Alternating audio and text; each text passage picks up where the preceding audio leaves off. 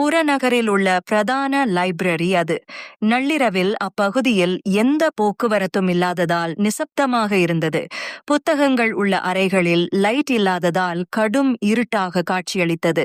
அப்போது குழந்தைகள் பிரிவில் உள்ள புத்தக ரேக்கில் சிறிய அசைவு ஏற்பட்டது. நீதி கதைகள் புத்தகம் அங்கும் இங்கும் அசைந்து வரிசையில் இருந்து விடுபட நினைத்தது. ஓவியமாக வரையப்பட்ட குரங்குகள் உயிர் பெற்றதுதான் இதற்கு காரணம். பின்பு புத்தகத்தில் இருந்து பெரிய குரங்கும் 2 குட்டி குரங்குகளும் லேசாக எழுந்தது. இதேபோல் அடுத்த பக்கத்தில் இருந்த தூக்கணாங்குருவிகளும் உயிர்த்தெழுந்தன. பெரிய குரங்கின் கண்களில் பெரும் கோபம் இருந்தது. இதை பார்த்த தூக்கணாங்குருவிகள் பயப்படத் தொடங்கின. படபடவென இறக்கைகளை அடித்தபடி மிரண்டன. இதை பார்த்த குரங்கு, பயப்படாதே, நான் உன்னை ஒன்றும் செய்ய மாட்டேன் என்று அதனை அமைதிப்படுத்தியது. தொடர்ந்து பேசிய குரங்கு, எனக்கு உன் மீது கோபம் இல்லை. எங்களை முட்டாளாகவும் மூடர்களாகவும் இந்த கதையில சொல்லி வச்சிருக்கிறாங்க. அதுதான் எனக்கு கோபம். உண்மை தெரியாமல் இப்படி கூறினால் இந்த புத்தகத்தை படிக்கும் குழந்தைகள் எங்களை பற்றி என்ன நினைப்பார்கள் என்றது கோபமாக. இதை கேட்ட தூக்கணாங்குருவிகளுக்கு ஒன்றும் புரியவில்லை. உனக்காவது புரிகிறதா என்று தனது குஞ்சுகளை பார்த்து தாய்க்குருவி கேட்டது. அதற்கு குருவிகள் தோளை உயர்த்தி குலுக்கியபடி தலையை இடமும் வலமுமாக அசைத்தது. இதை பார்த்த குரங்குகளுக்கு மேலும் கோபம் அதிகரித்தது. இந்த கதையில உங்களை நாயகர்கள் போலவும் எங்களை மூடர்கள் போலவும் தவறாக சொல்லியிருக்கிறார்கள் என்றது. இதை கேட்ட தூக்கணாங்குருவி, அப்படியா என்று முகம் மலர்ந்தது. இதை பார்த்த குரங்கு, இதுல உனக்கு பெருமை வேறையா? எனக்கு வர்ற கோபத்துக்கு அப்படியே உன்னோட கழுத்தை பிடிச்சி திருகணும் போல இருக்கு என்றது. இதை கேட்ட தூக்கணாங்குருவி, நீதான் அசைவம் சாப்பிட மாட்டியே, ஏன் இந்த கொலவெறி என்றது. இதை கேட்ட குரங்கு, நான் சாப்பிடலன்னா என்ன, பக்கத்து புத்தகத்துல ஒரு புலி இருக்கு, அதுக்கு உங்களை உணவா போட்டுருவேன் என்றது. இதனால மிரண்டு போன தூக்கணாங்குருவி, என்ன ஏதுன்னு சொல்லாம ஏன் இப்படி எங்களை குறை சொல்லிட்டே இருக்கே என்றது.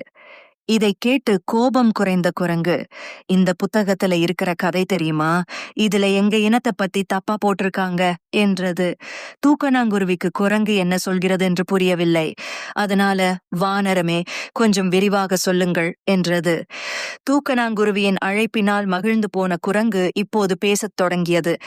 எங்களுக்கு 2 மூளை இருக்கு, ஆனா இந்த கதையில எங்களை மூளை இல்லாத மாதிரி சொல்லி வச்சிருக்காங்க என்றது.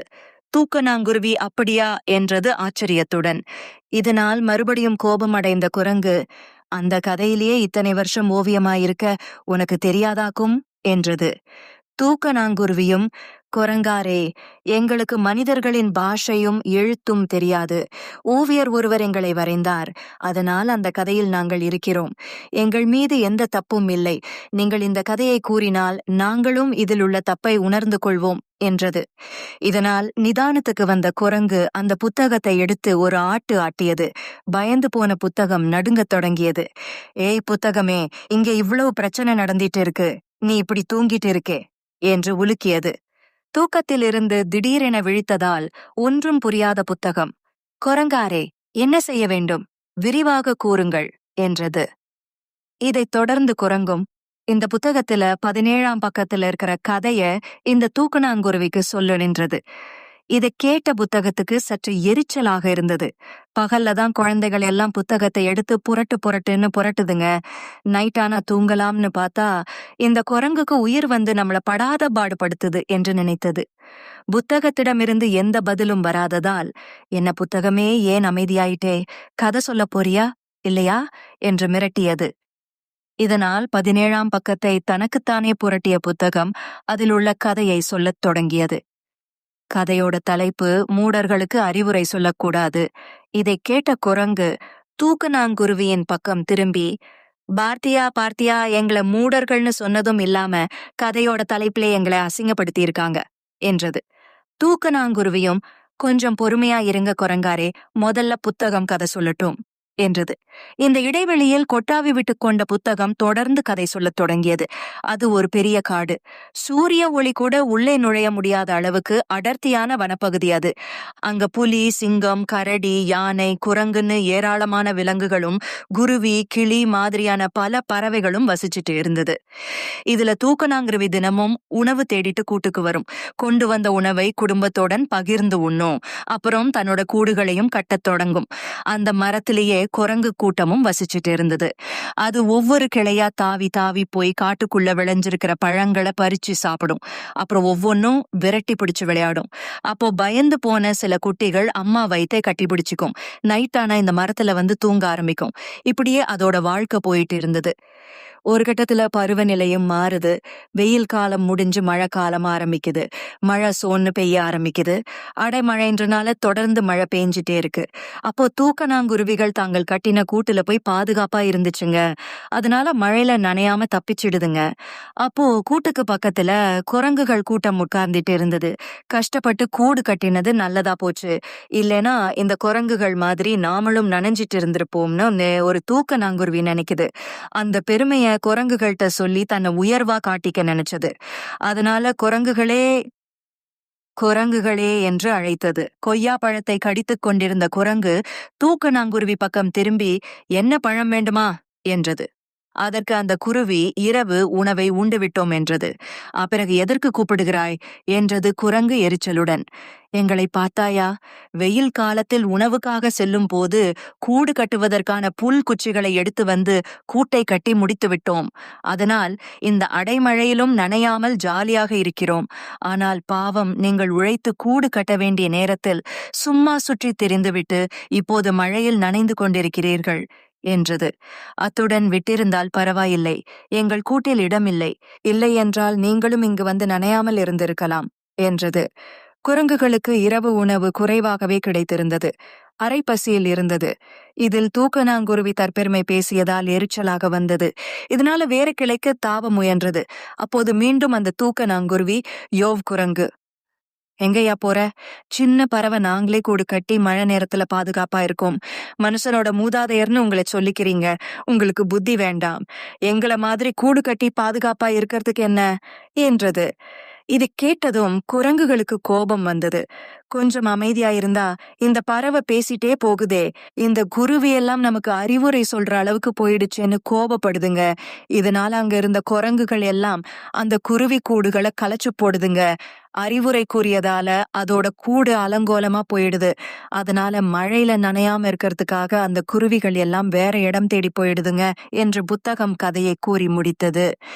இதை கேட்ட குரங்கு, புத்தகமே, இன்னும் நீ கதையை முடிக்காம இருக்க, கிளைமேக்ஸையும் படிச்சு சொல்லு என்றது.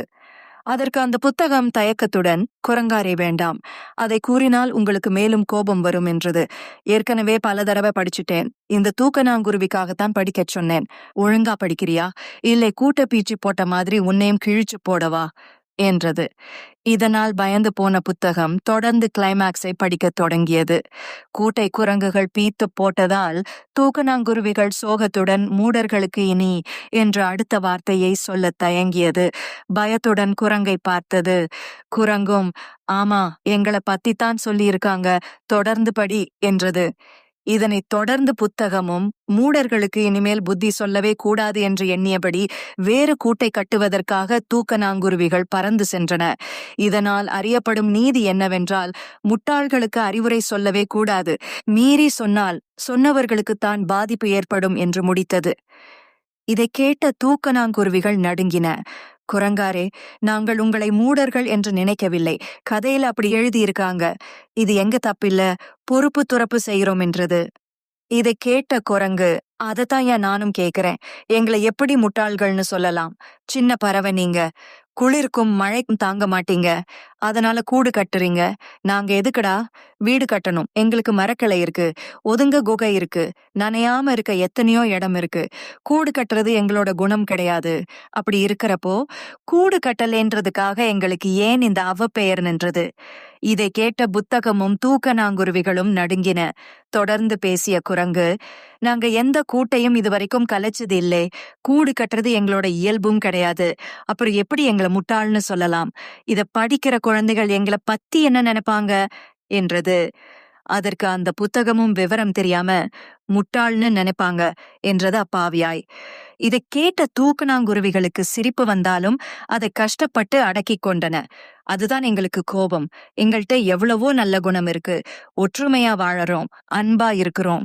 எல்லோரும் எங்களோட சேட்டைகள பார்த்து ரசிக்கிறாங்க. இருந்தாலும் ஆப்பசைத்த குரங்கு, குரங்கு கையில கிடைச்ச பூமால மாதிரி திருட்டு குரங்குன்னே நீதி கதைகள் சொல்லிட்டே இருக்காங்க. அதுக்கு ஒரு முடிவு கட்டணும் என்றது. அதுக்கு நாங்க என்ன செய்யணும் என்றது அந்த புத்தகம். முதல்ல இந்த புத்தகத்துல இருக்கிற கதைய மாத்தணும். எங்கள முட்டாள்னு சொன்னதை திருத்தணும் என்றது.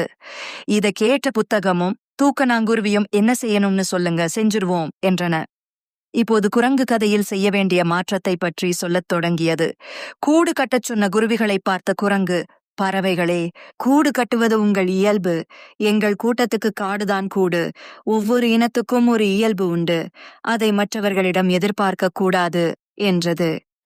இதை கேட்டதும் குருவிகளின் மனம் மாறியது. தொடர்ந்து பேசிய குரங்கு, தான் பேசியதை மற்றவர்கள் ஏற்றே ஆக வேண்டும். நான் நினைப்பதுதான் சரி. அதை மறுப்பவர்களை மூடர்கள், முட்டாள்கள் என்று நினைக்கக் கூடாது என்று கூறியது. தொடர்ந்து தானமர்ந்த மரத்தின் பலமான குச்சிகளை உடைத்த குரங்குகள் தூக்கணாங்குருவியின் கூடுகளுக்கு கொண்டு வந்தது. கனமழை பெய்யுது. அதுல உங்க கூடுகள் பீஞ்சு போறதுக்கு வாய்ப்பு இருக்கு. அதனால உங்க கூட்டை நாங்க ஸ்ட்ராங் பண்றோம் அப்படின்னு சொன்ன குரங்குகள் தாங்கள் கொண்டு வந்த குச்சிகளை கூட்டை சுத்தி வச்சு கட்டுதுங்க. சூறை காத்து எவ்வளவு பெரிய மழை பெய்ஞ்சாலும் கூடுகள் பாதிக்காத அளவுக்கு பாதுகாப்பான ஏற்பாடுகளை செய்தது. இதனால் தூக்கணாங்குருவிகள் மனம் மகிழ்ந்தன. தங்களின் குறைகளை திருத்திக் கொண்டன. குரங்குகளை மூடர்கள் என்று திட்டினாலும் கோபப்படாமல் பக்குவமாக நடந்து கொண்ட விதம் குருவிகளை மிகவும் சந்தோஷப்படுத்தின. இதனால் அறியப்படும் நீதி என்னவென்றால், தங்களை யாரும் தரம் தாழ்த்தி திட்டினாலும் அதை கேட்டு கோபப்படக்கூடாது. அமைதியாக தங்கள் நிலையை விளக்க வேண்டும், உதவி செய்ய வேண்டும். தங்களின் கோபம் செல்லுபடியாக கூடிய இடத்திலும் தன் நிலை மாறாமல் பொறுமை காப்பதே அழகு. தன்னை விட பலம் குறைந்தவர்களுக்கு எப்போதும் பாதுகாப்பாக இருக்க வேண்டும். இப்படித்தான் இந்த கதை முடிஞ்சிருக்க வேண்டும் என்றது குரங்கு.